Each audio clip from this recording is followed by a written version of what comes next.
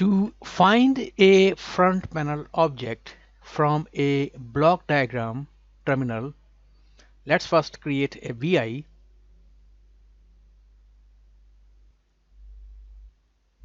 Then let's place some controls and indicators on the front panel.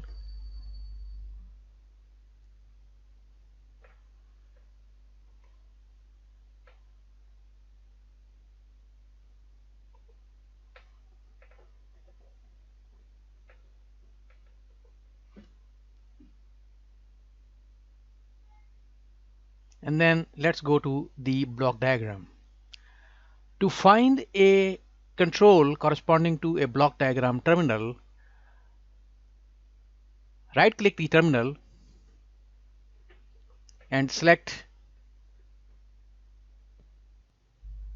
find control if it's a control, and LabVIEW will take you to the front panel and highlight the control.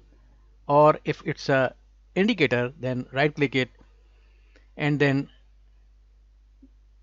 choose find indicator if it's a indicator, and LabVIEW will take you to the front panel and highlight the relevant indicator.